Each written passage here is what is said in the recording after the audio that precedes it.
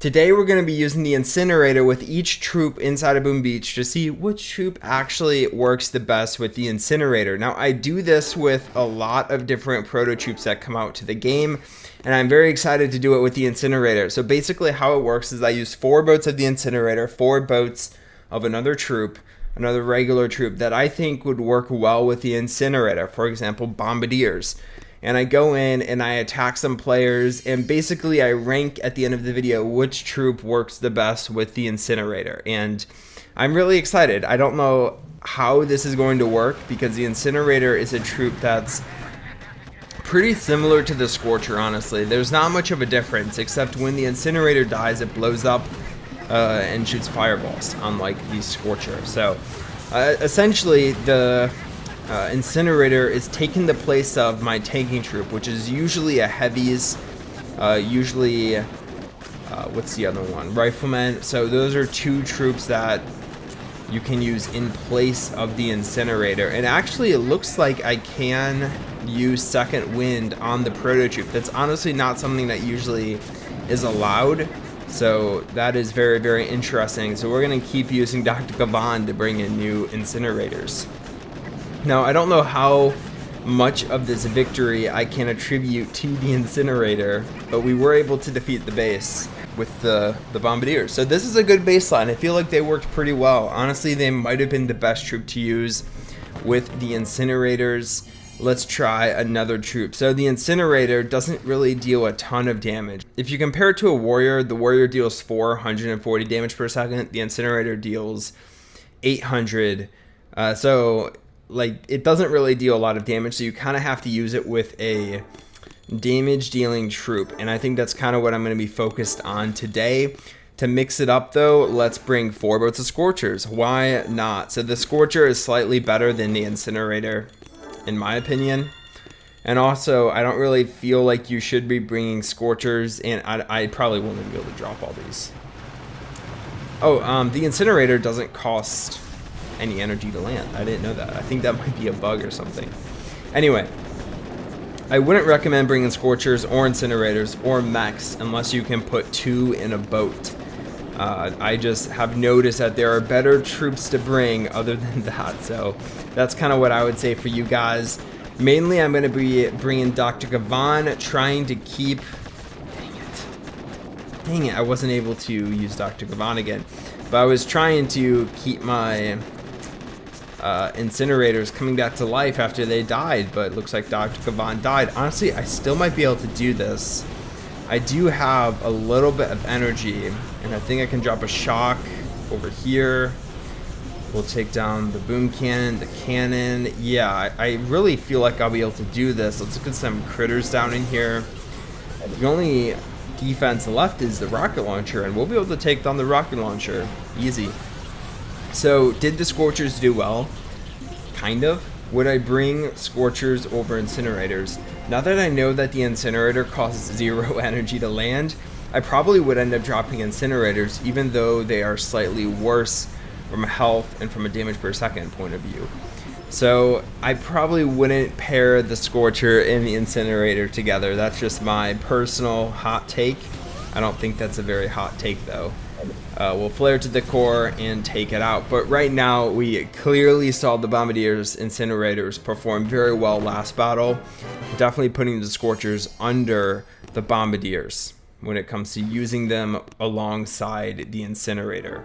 Alright, similar to the Bombardiers, how about Grenadiers? Now, Grenadiers aren't great at a lower level, in my opinion, and not really great at a high level either. We're going to try them out though. Obviously bases are at different difficulties, so like I might hit a harder base with the Scorchers than with the Bombardiers, and I'll try to be keeping that into account. We're actually going to... that's very, very bad that I lost my hero so early on. So kind of a mishap by me. I didn't keep my hero alive. I definitely could have helped my hero out more or something. The main thing we have to do though is protect my Bombardiers. And the Bombardiers are going to die from rocket launchers, from boom cannons. It looks like they'll be able to take down that boom cannon.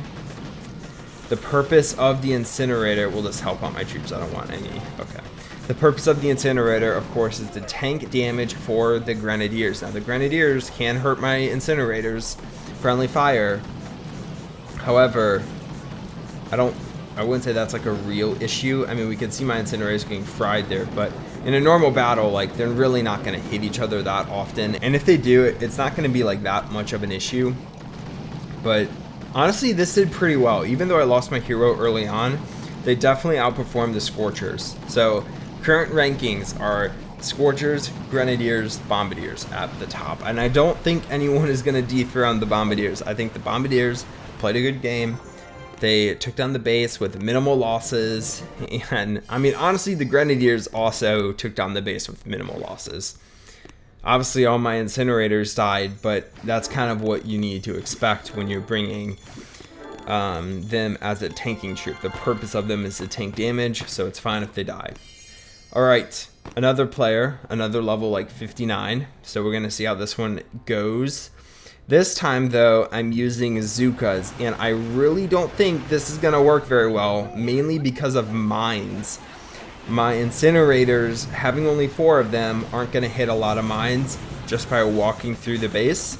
So I'm actually going to activate Dr. Kavan early to get some riflemen on the front lines to help take down some of these mines. Because again, the mines are really going to be an issue. More than anything else, the mines, oh man. And we can see it here, starting to take some lives of my Zookas. Okay, I kind of want to spend the rest of my energy taking down the rocket launchers. Similar to how I'm doing all of these attacks, my Incinerators, their goal is to tank damage. And my Zookas, by the time all my Incinerators die, my Zookas need to be able to finish off the base. So I have to take down remaining splash damage, also some long-range defensive towers like boom cannons, sniper towers, cannons. But there we go. I mean, beautiful attack. I'm not trying to go by losses because each base is differently made, different design, different defensive levels, different statue boosts. So I don't want to go by how many troops I lost. I'm just going by my gut feeling, and my gut is telling me that the Zooka combination is not going to work at a high level. So I'm going to put the Zookas between the Scorchers and the Grenadiers because I think they're good.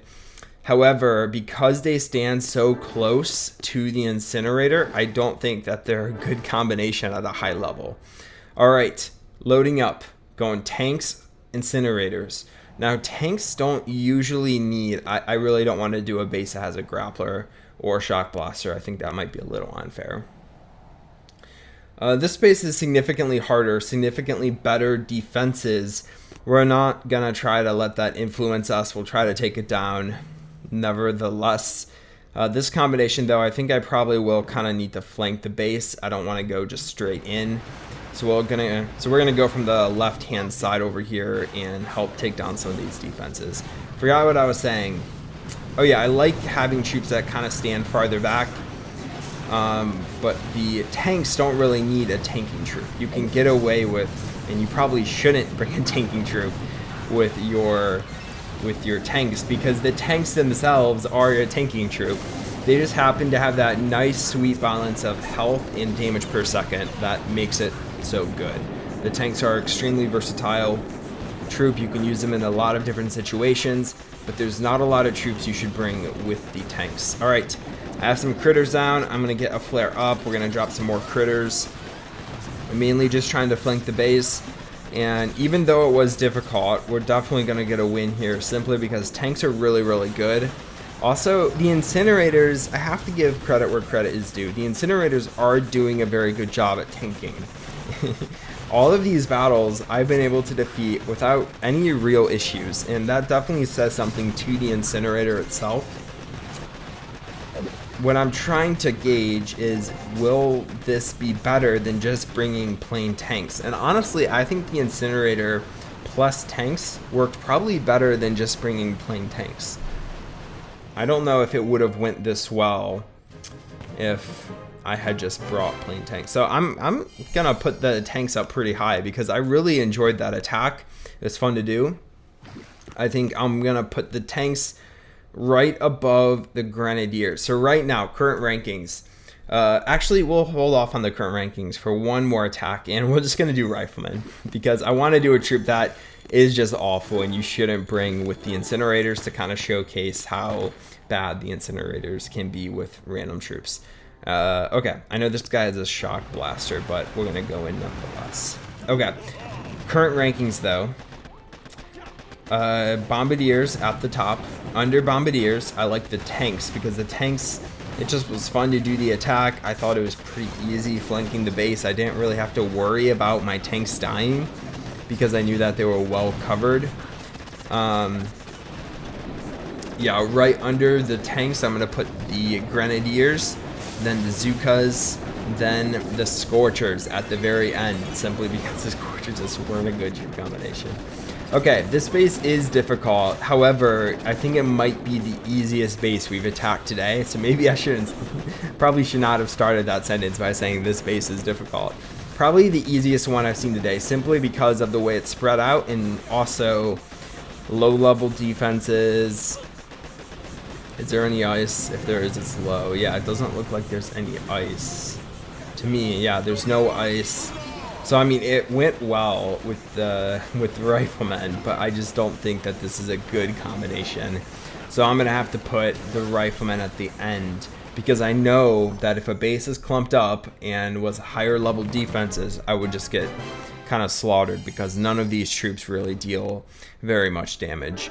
So there's my final rankings. I hope you enjoyed. Let me know down below what you think the best troop is to use with it. With the Incinerators, I think we can all kind of agree that the Bombardiers is probably the best one, but you know, I'm curious to see what you say. And I'll talk to you guys next time. Bye, guys.